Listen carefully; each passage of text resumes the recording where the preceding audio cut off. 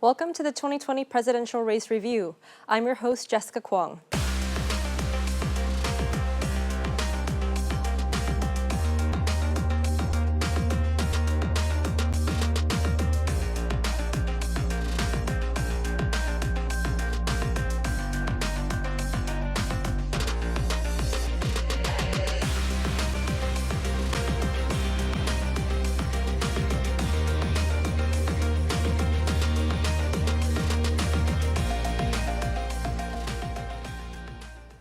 Welcome to the 2020 Presidential Race Review. I'm Jessica Kwong, and I have two guests with me here today. New York City Council member Andy King, and also Republican speechwriter Lisa Schiffren. Let's get right to it. We have 7 candidates who are going for the Democratic nomination, and we're going to start with the Democrat, Andy King. So let's be straight. Who is the candidate that you're going for right now? Well, I'm still assessing them. But one of the things I do want to look for in a candidate, and I tell every voter, when you're looking for a candidate, look for someone who has a record of doing some things, not just the nice conversation at the start of the day and start of the campaign. So many people get fooled by sound bites, but you really got to look into the heart of the individual who's running for office, their commitment to help people, and a track record that said they actually accomplished something. Right now, you want to find a candidate who has some executive skills. Because if you don't have any executive skills, how do you say you're an executive? So do you mean like Bloomberg or Tom Steyer? They're billionaires who had a long track record. Well, I say they do qualify because they have some executive skills. When you have a lot of elected officials, and one of the things I've always tell everybody, you can't be in a house for 15 or 20 years and then all of a sudden on the 21st year you want to complain about the house. If you're going to be in a house and if you're going to come out and say, I want to lead the house, then you should have done some things during your tenure in the house to improve the house that shows that you're qualified to lead the house. Are there any senators right now that you're pleased with? And can you give us any hints on maybe their top 3 candidates that you're into right now? I would say right now, Mayor Bloomberg, as much as some people might be disingenuous about how they believe and how he feels about him, how he served in New York as a mayor, under his tutelage, the city of New York did do well. It improved in some areas, and some things we might be annoyed with, and people will talk about those things, but that can't be his ever existence of being the mayor of the city of New York. So he sounds like your top candidate right now. Well, you have Mayor Bloomberg, and then you have to talk about the Vice President Biden, who actually served in the White House, has an ideal of what Washington looks like, how to get some things done, and has done some things. So you can't discard him at all. And then, after that, how do you say his name? Bumashar? Pete Buttigieg. Buttigieg. Mayor from South Bend. I like his poise, as he always comes. A lot of times during the conversation, he tries to bring back reasons, try to bring the conversation back to focus. He's very cool and collected. Yeah, because sometimes they go off the map with some of the conversations if you have it. But yeah, those will probably be 3 that I'm looking at, at this point in time. But I ask everyone to still stay tuned because more needs to be heard. Okay, great. So Lisa, you're a Republican or conservative, whichever way you want to say it, and you're also a Trump supporter from what I understand. Which candidate do you think could beat Trump if there's any that could pose a threat to him? Honestly, I think Bloomberg is the most serious threat. Okay. Although, I'm a native New Yorker, I did not think he was a particularly good mayor. I thought Rudy Giuliani did a fabulous job turning the city around, and Bloomberg slid.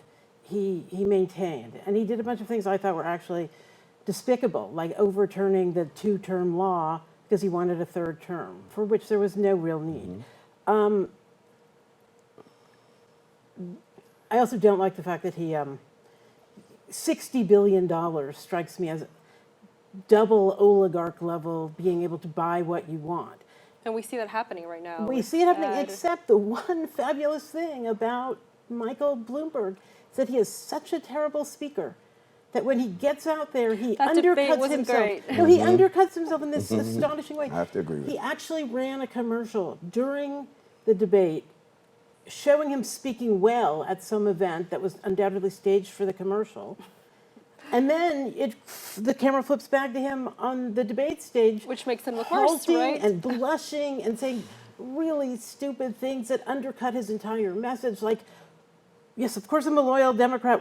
Why, 2 years ago, I bought 21 out of the 40 seats. I paid $100 million to make sure Nancy Pelosi could be Speaker of the House. That's an astonishing thing for somebody who's being criticized for using his money to say. What do you have to say to that, since it seems like Bloomberg's your top 2 or 3? Well, listen, at the end of the day, the President of the United States still has to work with the legislative body and the judicial body to make the world work. So the three houses always have to come together. So sometimes it doesn't. You just want somebody who's competent enough to go in there and be able to have diplomatic skills to move people to moving agendas. The thing is, knowing what that agenda looks like. Can Mayor Bloomberg do that? He's done it as a mayor of the city of New York, even though some people fight and struggle with that.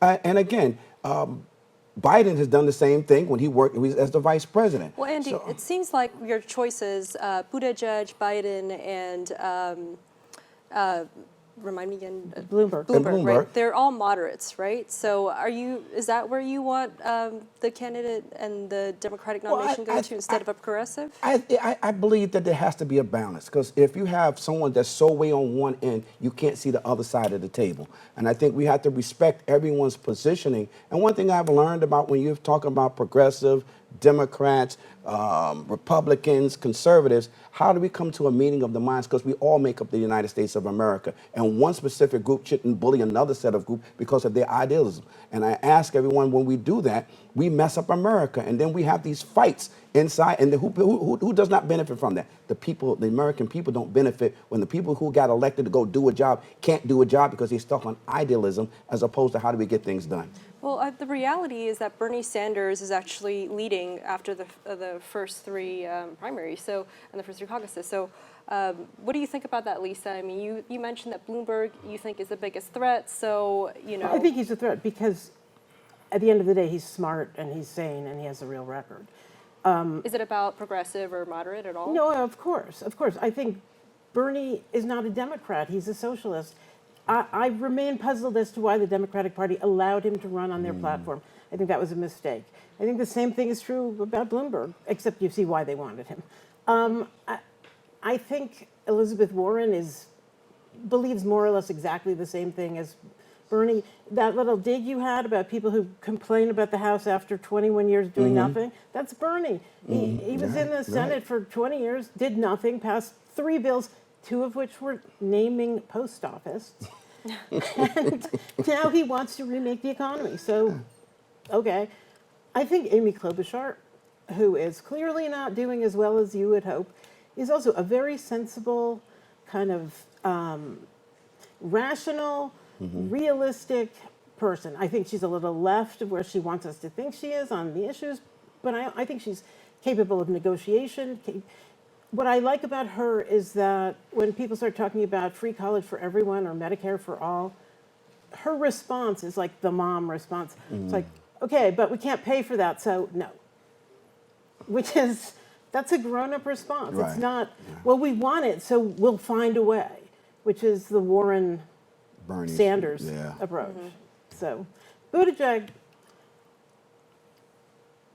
20 years from now, maybe. He's a baby. He's only 38. He's 38. Other candidates are 78. He makes a lot of to do about his marriage, but you know what?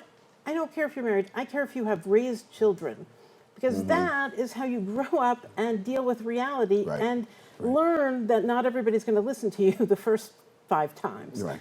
I think he's a baby and he's smart. Let him get some real experience. I have to agree with you, because the senator from Minnesota, she definitely delivers logic at times, and it's not, for me, it's not so off to one side or right. It comes with reason.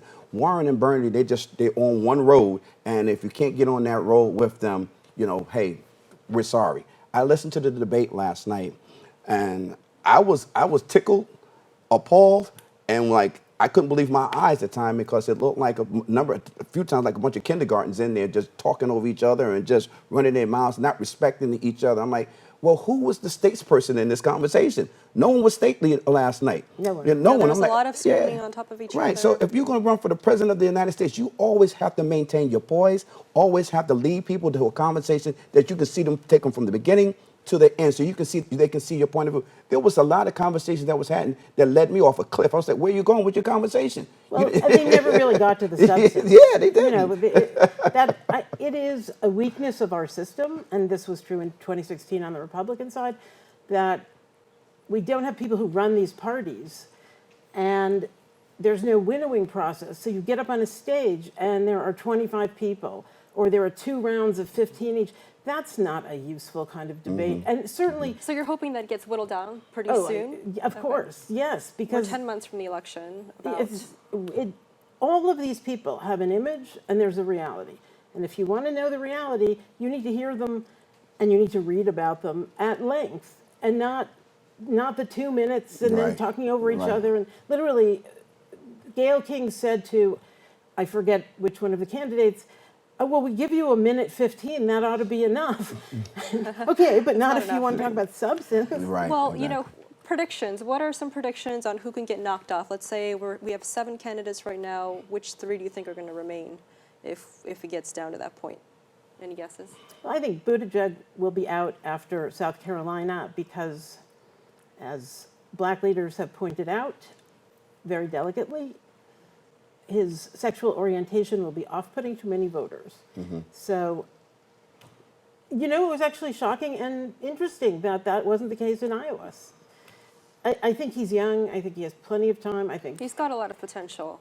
Can't deny that. but he needs a real job. Amy Klobuchar is right when she says, "Why don't you Mayor's not try? good enough, right? Why don't you Mayor's win? some- yes, win exactly, something, yeah, win a statewide office?" Tom Steyer just seems like Yeah. a big zero to me. Yeah, I have to agree but with you on that He's too. got a lot of money, and that's why he's still in Yeah, it. but you know what? You need money and a little bit of. He keeps pushing his climate agenda and what he's done for the climate. Do you think that is he's just talking about it, or we're not taking that into consideration that he's done a lot for the climate? I would just like to say that ever since our Bronx Congresswoman, Alexandria Ocasio-Cortez, came up with the really Green New shocking Green New Deal based on kind of nothing, which is a pure economic program and has nothing to do with the environment, they all just latched onto it. They all just sort of swallowed it hook, line, and sinker, and they all kind of regurgitated at moments. Haven't seen that from Bloomberg. But Steyer just bought that wholesale, and everything he has to say comes out of that document, which is shameful. Let's do some research. Let's figure out what actually has to be done and what doesn't have to be done. Well, we're going to take a short break, and then we'll be back with more 2020 presidential race.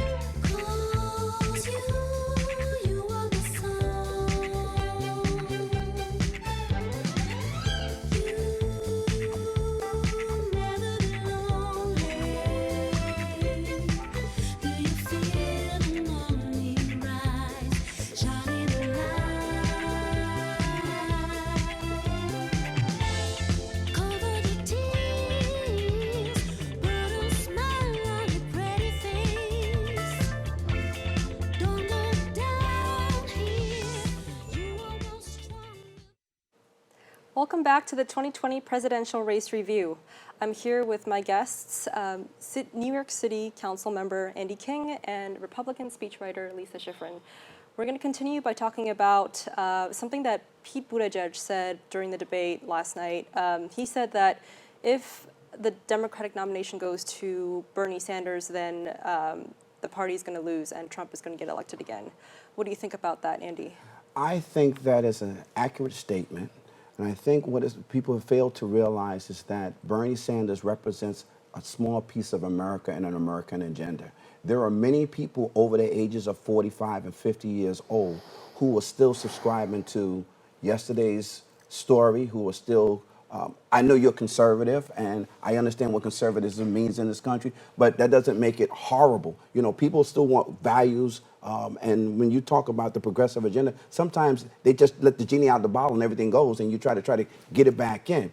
So if you have a Bernie, his argument is that he's already won three states, and there's more people that believe in progressive values than you think. You don't buy that? I don't buy that because you walk down the streets in the Bronx or you go in the streets of Manhattan. And, there are a lot we're of people liberal here in New York. Yeah, so. but you'll have a lot of people that are going to be new voters who have no clue who are some of those people on that stage. So they're going to be looking at who's going to be able to feed them more information, whether it's going to inspire them to come out or not come out at all. So I would say you're going to have your dedicated voters who always vote. Bernie has a movement, but if him and Warren are in there together, they're going to break up that movement. So that's going to be the biggest problem right there. But at the end of the day, I don't believe Bernie Sanders can beat Donald Trump. See, I think that you so nicely use the word progressive about his views. And there are progressive values that most of us would support. Certainly, they have made their way into the mainstream. He's not a progressive, he's a communist. He calls himself a democratic socialist. Yes, he does. And yet he supported the Soviet Union when it was the Soviet Union and not Russia. He is... That was a long time ago, though, right? But he did that his whole life. Okay. I think he is too... I don't even know whether you say to the left or to the right of Putin. But I think he really was a communist. And that is a piece of judgment that I think is unforgivable. And the fact that he continues to promulgate those views is shocking. Let me just say this. Of course he'll lose, and he'll lose big, because Americans, including lower income people, minority people, everybody except overprivileged college kids, rejects communism. We know it doesn't work. There are, hundreds of millions of deaths in the 20th century and no success stories. So if you want starvation, if you want to be Venezuela eating your zoo animals and your pets, that's great.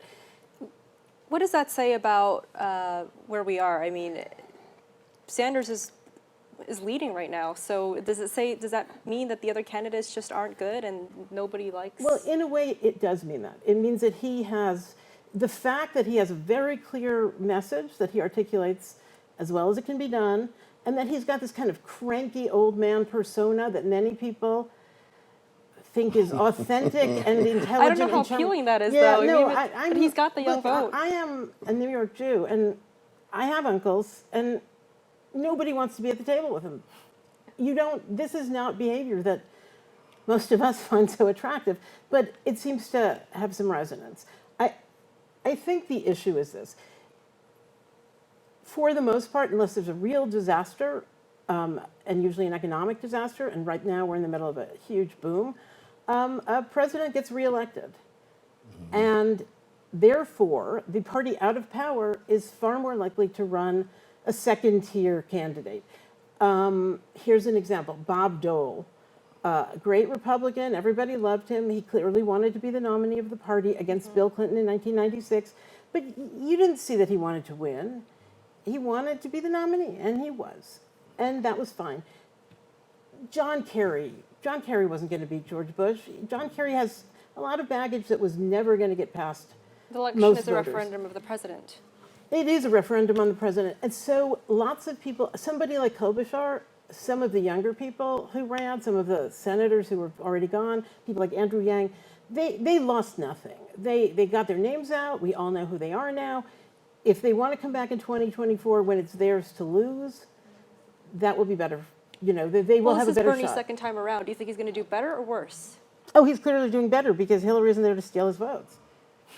And that's the truth, because that's why he's at the state right now, because other than Biden, he's the only one that's ever ran for the executive office. So the other ones, his name is out there more nationally than the senator from Minnesota, or even Liz Warren, even though we didn't know her up in Massachusetts. But Bernie got his name out from the last run. Well, Biden's run 3 times, and do you think that Americans are pleased with him? It doesn't seem like it just from the first 3. You know what? The most Biden has ever gotten in any primary is, he's never come out with more than 20% of the vote. Biden, I'm sure Barack Obama had his reasons for choosing Biden, and I would be a little cynical about what they were. They were a great pair, it seems like. I think Biden was a kind of comfortable old white guy that people who might be dubious about a young black president would just look at Balances Joe Biden. out. Okay. Right. So I think he was a token white guy on his ticket, and he got Imagine way that. further than he ever would have done without that. He always does mention Obama whenever he's in these debates. He is not a man with a I don't distinguished know, record right, of his does own. he have his own identity? That's what I'm wondering. Do you think he has his own identity? Well, only thing I can say, with no disrespect to the vice president, but the president endorsed somebody else. That sends a message. That's a huge message. And as much as he may be on the list of being able to do it. At this point, you made a valid point. I know we should put odds because I wouldn't say here, I would not go into the booth and vote for Donald Trump because of some of the policies that he's done. And one of the craziest things is when you decided it was okay to take $8 billion out of healthcare system that's going to hurt New Yorkers and seniors. And I have a problem with that. What are you thinking? And you're a native New Yorker. So I don't understand what's your logic. Where are you spending this money? What makes things just okay if it was your grandmother, your great-grandmother who needed the services, but it was okay? But when there's a lot of smoke and mirrors in politics. And when they had the Democrats and everybody was focused on the impeachment, this kind of thing gets dropped down. So I'm saying we got to look at somebody who's going to be on the ground smart, who has their eyes open and everything, and is going to be fair and talk to the people at the same time. And again, I'm not going back to Bloomberg because he's saying he's the guy, but as an executor, you have certain skills and talents that delivers. He's been an executor who has been successful. You can't negate that just because someone has a better political spin on the conversation. And again, yes, he's a horrible orator at times, but again, he's been a successful business person. Well, Lisa, you said that Bloomberg is the biggest threat to Trump. So if they were actually facing each other, do you think that Bloomberg is going to succeed? If he's not good on the debate stage with other Democratic candidates, do you think he has a chance if they're going to be the two candidates? I do not think he will succeed against Donald Trump for several reasons. Donald Trump has now had 4 years as president of the United States. That gives you a lot of polish and confidence that he might not have had in 2015. Mm-hmm. But also, he's definitely confident now, especially after going through the Mueller thing. But even apart from that, he has enacted a lot of policies that don't always get reported on, but our economy is booming. He hasn't started new wars. He's moving to retrench, whether that's always the best thing or not. Lots of deregulation. The economy is booming. People, immigration, to the extent that you don't want open borders, our borders are not really open anymore. And that's, getting control of that is a big thing for most Americans. I don't know. I think that Mike Bloomberg, I think that he's not a politician. Here's this man who actually built a business. Well, Trump wasn't a politician. Nah, Trump was always a little bit of a politician. He was entertainment. He was a people person. He courted the newspapers my whole life.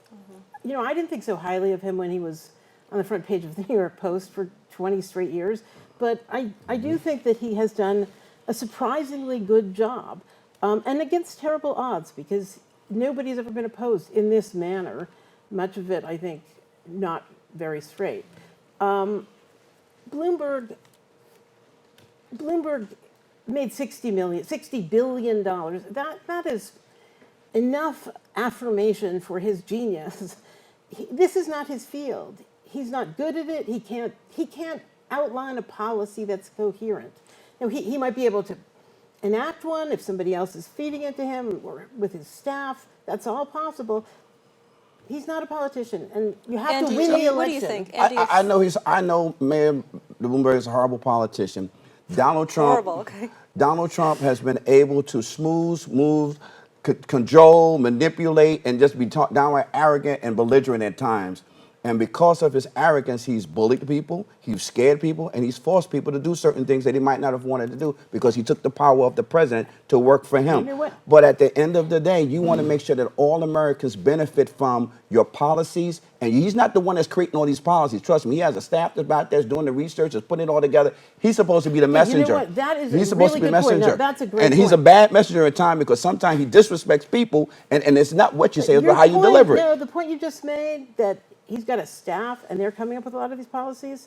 So to me, as an observer of both parties and to some extent, of course that's true. Mm-hmm. And of course that is why any Democrat that you were to elect, the same people will come in to run their foreign policy or their economic policy, whether you are Bernie Sanders, maybe not so much Bernie, but whether you're Elizabeth Warren or Mike Bloomberg. There are a credentialed set of people who the Democrats will call on, just as there are for the Republicans. So really the policies are going to be more similar than different with all the Democrats versus all the Republicans. So if there were another Republican who could do what Trump is doing, okay, maybe people would take that seriously. Your argument that he bullies and twists arms, that's what any party leader does. Getting your party behind you, That's a really important thing. If you can't do that, you lose. You know who was good at that? Obama. Nobody bucked him. When he said what he wanted, he had Pelosi and other Schumer to enforce it. Right. And you could say the same thing. I mean, you could. There have was no a lot problems. of unpleasantness I that have didn't no get problems reported. with the talent to be organizing your people to deliver on the message and No, the job that I'm has to talking about get the done. use of power in a harsh way. And the use of power that Trump has demonstrated has not been as stately as President Obama, which has turned the American people upside down. Our leaders should be able to bring people together regardless of our positions in life, that we can come together so we respect our leader, not look at our leader as someone with distaste and disdain. Let me That's the just say, issue that I have with the here, President Trump. As a Republican, I will say, if you have the American media on your side, as Barack Obama most certainly did, then you don't have to tweet and say kind of nasty attention-getting things. And if you have the American media opposing you at every single term, then you have to talk over the media. Do you think that comes with earning respect in the media, or you think you just get it because you walk in the door? I think lots of people get it because they have a D next to their name for no other reason. Wait a minute, Ronald Reagan, Ronald Reagan, there was no Twitter, but they love Ronald. Ronald Reagan was famous for Right. speaking over the heads of the media to the people. Now, he did it in a gentlemanly way because it was a different time. Well, this is we're asking somebody to be a little step more stately with our president. As a Republican, I'm tired of having Republicans who don't fight back. We're not saying you got to fight for the American people.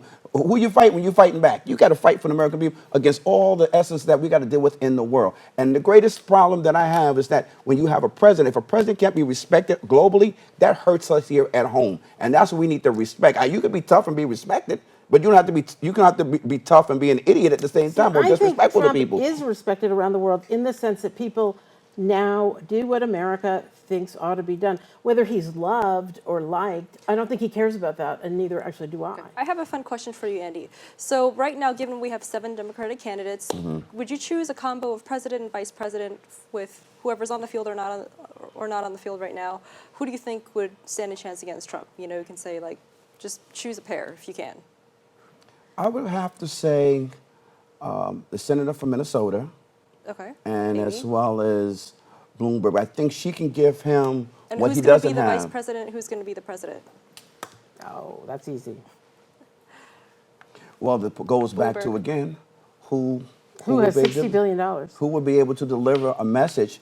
I think she's a great asset to them. Okay, so and I think Bloomberg. Okay, yeah, I think that probably we have to go. Well, everyone, thanks so much for tuning in to the 2020 presidential race. We'll be back for some more next time.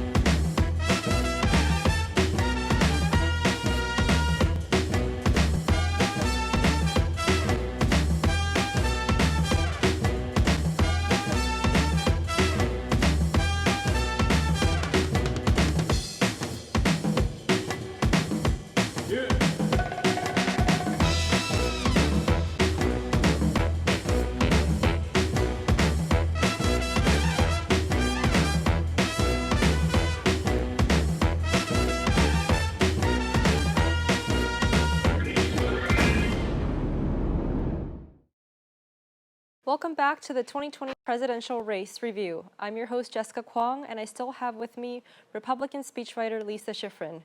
And we have a new guest. He's a historian, a lecturer for Columbia University. His name is David Eisenbach. So we want to start off by going back into the history of this. This is the second time that Bernie Sanders is going for the Democratic nomination. In 2016, Hillary Clinton captured that. So what are your thoughts on his second time around? Do you think he's going to get it this time or not? Well, I think he's going to win the majority of the votes in the primaries and caucuses going into the convention. But that's not enough to actually get the nomination. It was very interesting in the prior debate. When asked, he was the only one that said we should go by what the voters in the primaries and caucuses want. Because they all know he's the only one that really can win the highest total number of votes. Yeah. Do you think that he's going to, you said you're not sure if he's going to get the nomination this time around. I mean, is there someone else you it's think interesting. I mean, we tend to think as Americans that, of course, whoever gets the highest number of votes should be the nominee. But it was only until recent times, as a historian, recent times, in 1972, that the Democratic Party adopted the policy of having primaries and caucuses decide who gets sent to the convention to choose the presidential nominee. In 1968, Hubert Humphrey didn't enter a single primary, and he got the nomination. And the Democratic Convention in Chicago in 1968 was an absolute fiasco. So the Democrats adopted a very democratic nomination process, and we got George McGovern, who was much to the left of the average American voter, calling for an end to war on drugs, for, at the time, gay rights, which was considered a fringe issue. And we got absolutely clobbered in 1972. After the drubbing that we got with Jimmy Carter in 1980, the Democratic Party said, you know what, we need to have super delegates who will make sure that A, it's not a fringe candidate who is our nominee, and somebody who's not as much of an outsider in Washington, D.C. like Jimmy Carter.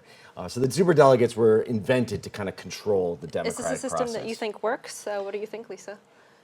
Well, I think ironically, I don't know about the superdelegates. I think the problem with superdelegates is that they can kind of be bought or persuaded the way Hillary Clinton did. They can be manipulated. The old system, in the 19th century and early 20th century of smoke-filled rooms and party bosses, which was, rightly overthrown by both parties because it lends itself to certain kinds of corruption, and it certainly is not representative. Nevertheless, you didn't end up with no candidate or with somebody from another party or with a socialist. You got somebody who people thought had an actual shot at winning. So that's a real thing. I don't think Bernie would be anybody's choice. I'm not sure we can go back to that. In fact, I'm pretty sure we can't. And I think sometimes a funny thing happens. Bernie is compared often to Trump in his having very strong and forceful views, a very loyal following. Trump didn't have a loyal following to start with. He had to build that. It all came together, I think, mostly over policies. Policies you may not like, but policies. That some people believed in, like the border. The border, a bunch of things. Certainly the economy coming out of the Obama years, but for the Republicans in 2016, with all of those choices, Trump was a statement about where a large part of the party wanted to go. And whether you like it or not, that was as democratic as it gets. I mean, it was in fact populist.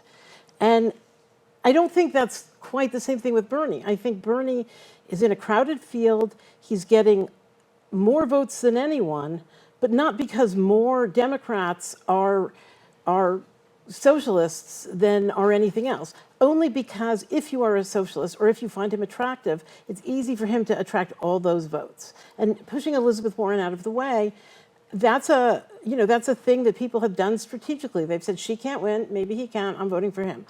I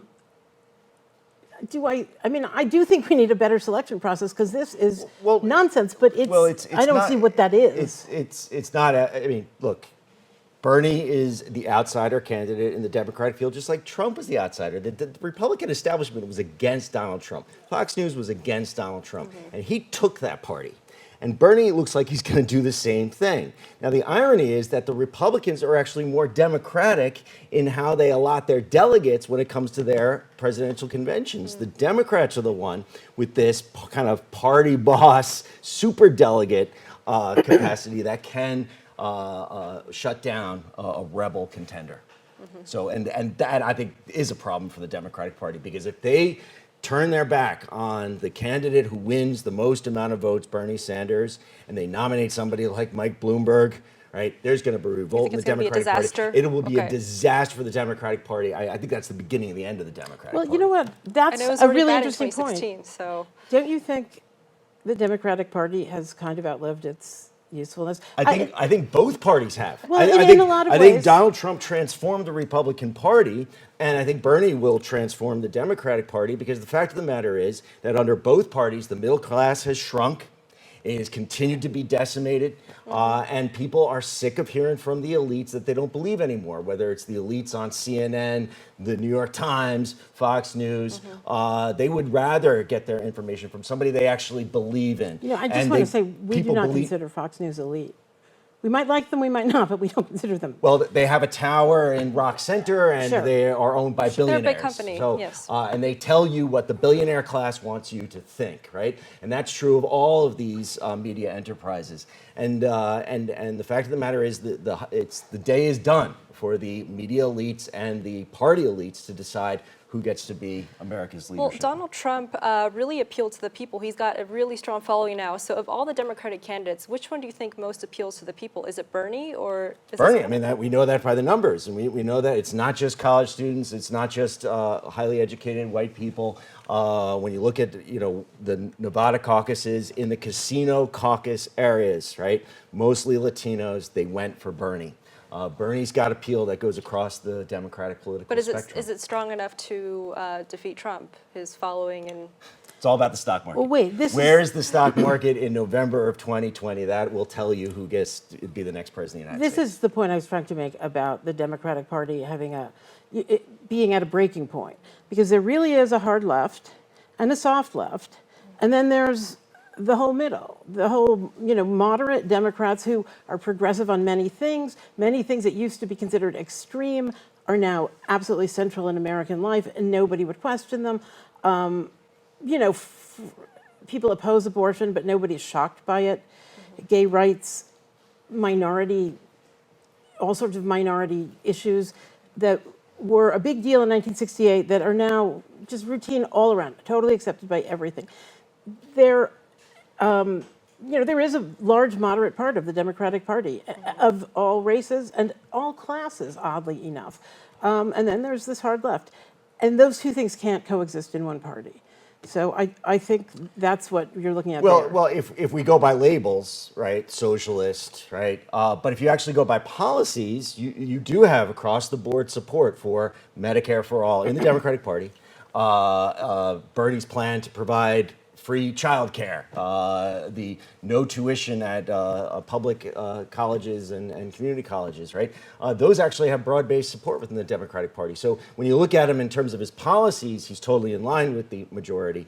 On labels, see, I don't know. I mean, I think the policy of free stuff, which I used to think of as the politics of the trough, that will always be popular with lots of people who are not thinking through things like cost and what it would do to a society to, to take money from some people or to, relieve the debt of some people while other people have actually worked very hard to pay theirs off. Right? As long as the debt is being increased for tax cuts, Republicans have no problem with that. But it's when we want to actually spend the money on things like a Green New Deal or health care for all Americans, that's when they get excited about deficits, right? And so Americans have heard that line before, and they're no longer buying it. See, I would just say that is a split in the Republican Party, the deficit hawks and the deficits don't matter. Who's at the head of that party? Well, Donald Trump doesn't care about deficits. Okay, that's true, but to the extent that there are splits on economic policy in the Democratic Party, that's also true among Republicans. And I think the thing that most conservatives hold most strongly against Donald Trump's governance is his disregard for deficits, because really bills will come due. David, you've seen many presidential races. From what you see right now, do you think that Donald Trump's going to get reelected? Is there a strong enough Depends on the Democrat stock market. It really does. That will decide this election. That's why Donald Trump is so nervous about this coronavirus. Right, why he because was it's on affecting the tonight stock. because he saw that it dropped 2,000 points in a couple of days. And so if the Dow is above 25,000 points, I don't think there's any chance that Democrat wins. And would If you below change that? 25,000 points, then it's in play. Below 20 points, then Would that change if there were Democrat different wins. candidates? If there was all of a sudden some candidate you really believed everyone was behind? Would that No, change? I think that people are so tied into the stock market, whether they actually own any stocks or not. The And the economy economy. now is so focused on the stock market that the throw whoever is Donald Trump out will just take off. It'll be very similar to what we saw in 2008. Oh, I don't think so. Because 2008 was a transition year anyway.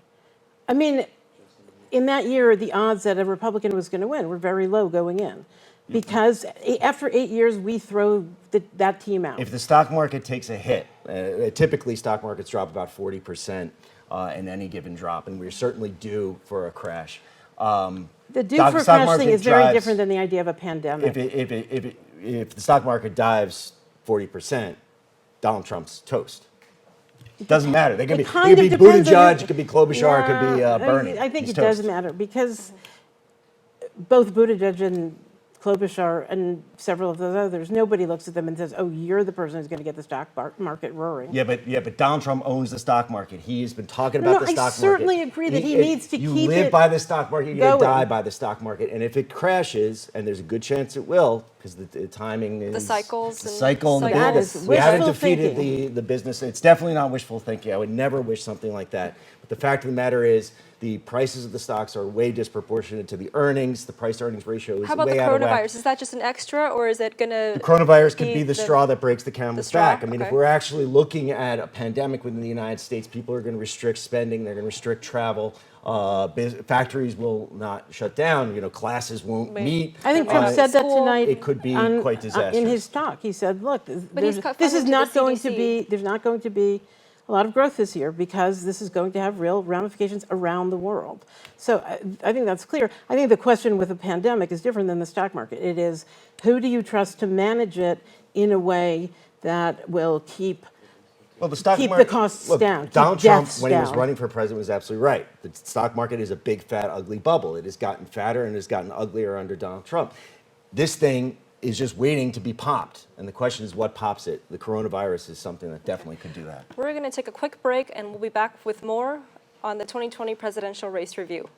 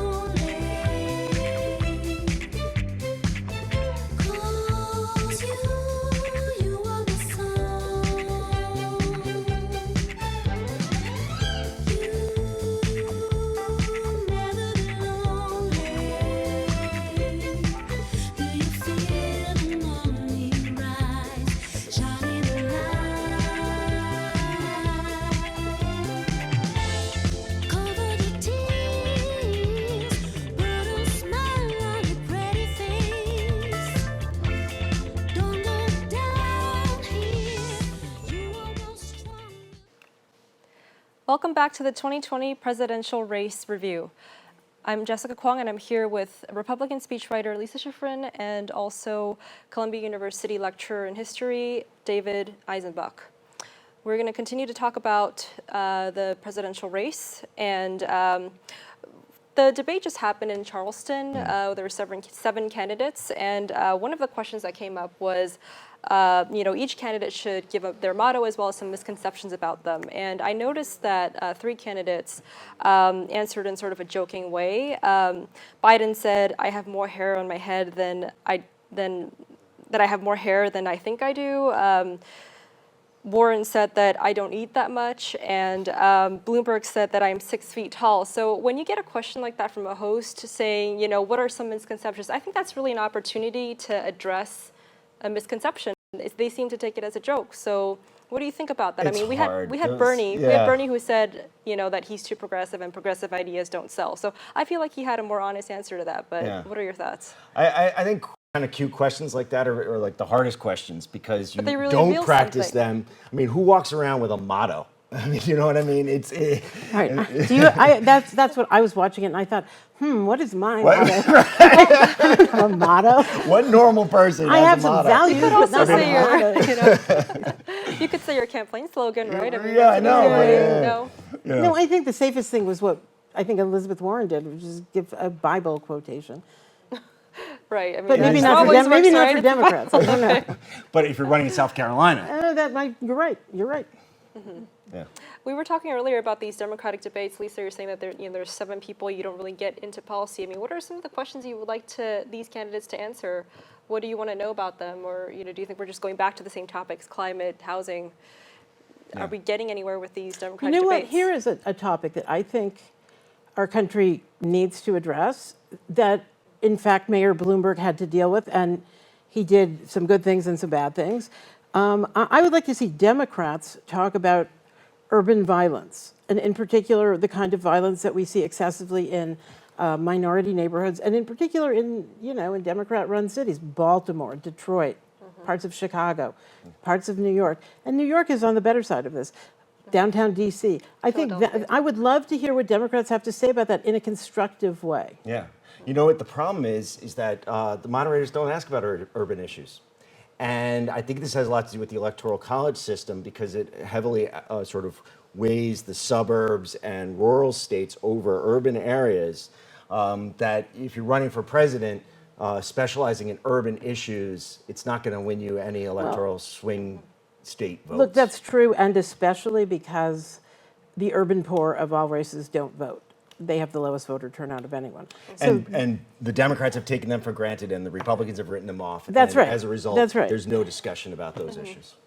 But also, fear of political incorrectness is huge, and it's very easy to slip, on those issues, and to say something that is either true and not nice, or ugly and not even necessarily true. So Bloomberg's having to deal with his, throw them up against a wall and whatever, beat them till their guns fall out of their pockets.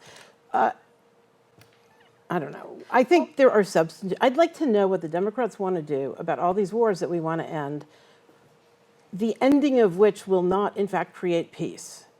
It's one thing to say, get out of Iraq, but Iraq is going to be a trouble spot for some time to come. It's one thing to say, don't kill people in Iran. I myself think you should have taken out their terrorist leader, but tell me what you're going to do. This is a real problem, and if not a one person on that stage actually has significant foreign policy experience. And the That's lack an of issue. questions about foreign policy. I mean, that is one area where the president does have monopoly power, right? It's not like you come in there and say free pre-K for everybody, right? You need the Congress to go along with you.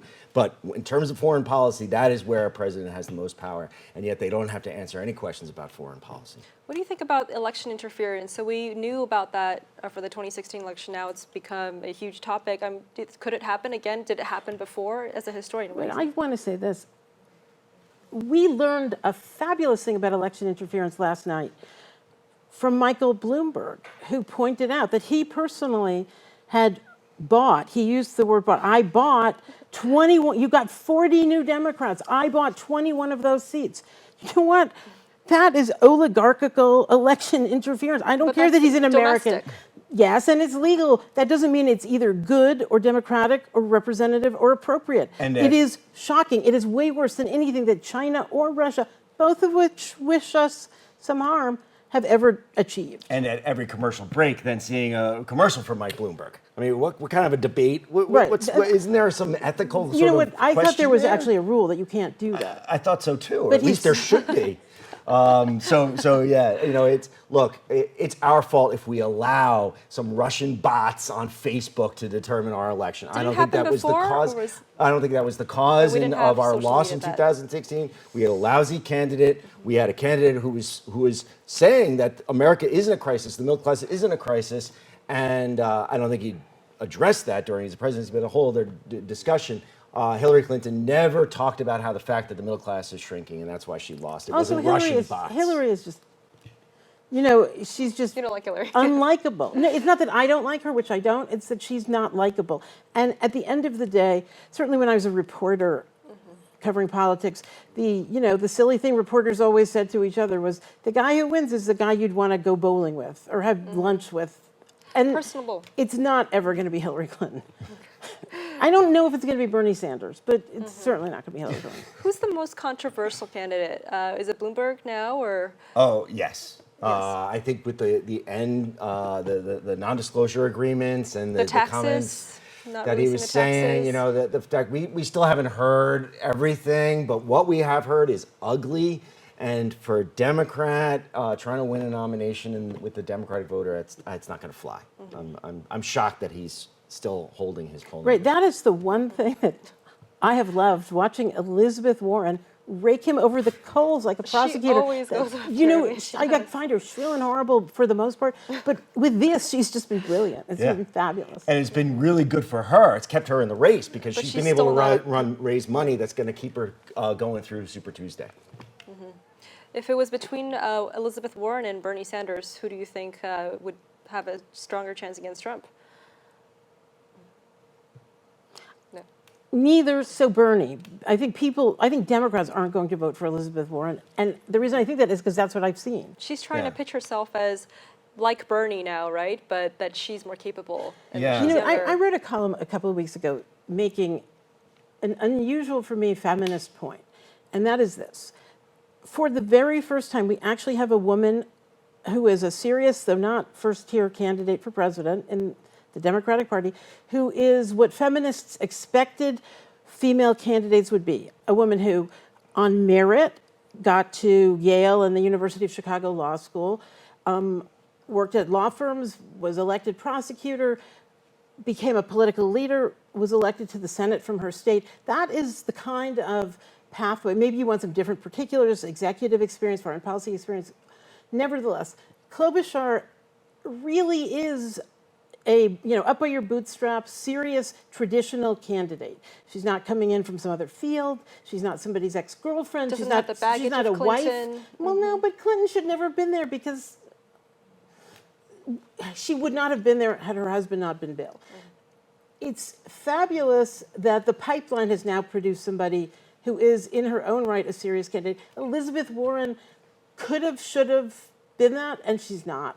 The fact that she lied for 30 years about being an Indian and got American. academic appointments. That's a problem. That is a huge Right, problem, it's a and huge Trump problem. got her on that. It is, in fact, disqualifying because the fact that she tells these lies and is called on the business about being removed from her job as a teacher because she was pregnant, that's been disproved. And she told that she's still story again talking about last it, night. right, she talked so about it again. There's a screw loose there. Although she is a fabulous prosecutor of Michael Bloomberg. So Yeah, I know. I leave her in there for agree that. with that. Well, Amy Klobuchar, yeah. she, when they asked her what was a misconception about her, she said that people think she's boring. Do you think she's boring? Yeah, She's she's boring. Right? So she's not going to My win because kids of look at her that. and they say, she's like a soccer mom. Yeah, she's. But Yeah. a soccer mom can be, and she's a soccer mom with a prestigious, serious academic qualifications and 20 years in the Senate. And who, But it's not enough to But win. it's not gonna get the firecracker. boots on the ground that are necessary to get out that vote. I mean, can you Now, imagine her debating now. Trump? Can and- you I imagine think her? she is the best placed person coming out of this race, I think, for 2024, if she hires some good coaches and speechwriters. No, Something really, that's there more are 4 animating. million. I could send her the names of 4 million speech coaches in New York City who could fix her inability to speak. And Trump himself had said that he thought that she was a strong candidate, right? He mentioned that. So I also think because she's so earnest and so uncharming, she wouldn't let Trump be charming and jokey. And that would be really unpleasant to watch for all of us. Well, but it would hurt him because he needs somebody who we can play off of. Trump is on record, and there's a recording of him saying that he would not have lost to Bernie in 2016. really, Yeah.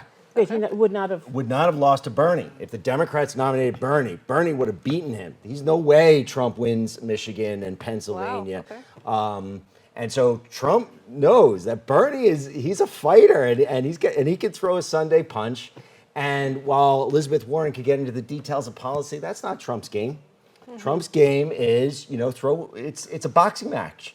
And in a boxing match, anything can happen. So, so I think Bernie's got the best shot at beating Trump, and Trump knows It is a little bit problematic with Bernie, aside from his actual views, that his first job, his actual first paying job, was at the age of 41, where he became the mayor of Burlington or something. That's older than Pete Buttigieg. He has, he said he's on his third wife, but his only child was born to a woman he dated but didn't marry. And Okay, the point but of he's this running is, against Donald Trump. He's also on his third wife. the point of this is that woman was on welfare for her whole adult life, bringing up that kid, because he did not go to work to support that kid. Well, I'm That's sure a different, Donald that's a Trump real has different his own story. angry He has wife other stories. issues. So He I don't definitely- think Donald Trump wants to go down Bernie that wins road this either. round, right? That's for sure. That's for sure. I actually think that's the one thing Donald Trump did. He married his pregnant girlfriend, gave the baby a name, and then they got divorced. Not exactly the exemplar of family values that the Republican Party was trying to push down our throats for It is decades. very, very Hollywood. Thank God that's over. Well, but I agree. Nobody really thinks that we're electing our favorite minister. We're Yeah. electing a vehicle to push policies and to make things happen. That's it. That's it. And I think that there is a stark difference between what Bernie stands for and what Trump stands for. And it's not going to be about their family values and their family histories, or even about per past job experience. This will be an ideological battle. Thank you, and we'll be right back after this break.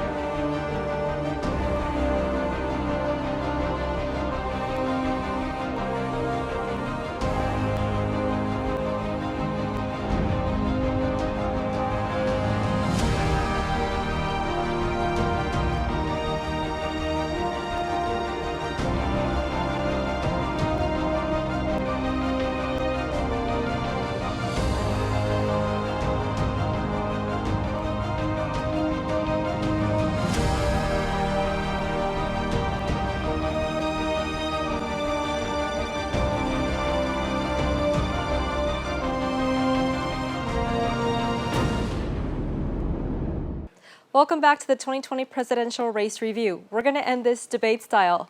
What are your closing remarks? Let's start with you, David. I hope the Democrats don't try to go back to the past of the bosses making the decision on who their nominee is. If Bernie wins the most votes, they got to go with Bernie. He's got the young people behind him. He's got, and he will have proven that he can at least get a huge number of votes. You definitely don't want to destroy the party with this revolt from the elite. Okay, what do you think, Lisa? The opposite. The best thing that could happen to the Democratic Party going forward is that it break into two ideological factions. The left can go off and be whatever it wants to call itself, the Socialist Party, and you can have Democrats who are, normal Americans who are not pro-Soviet, pro-Iran communists. The best thing for the Democratic Party is the end of the Democratic Party, in other words. You know what? Yes, in a sense, there's a party waiting to be born. Yeah. And it will be a stronger party. Well, thank you both for joining me today, and thanks everyone for tuning in to the 2020 Presidential Race Review. We'll be back next time.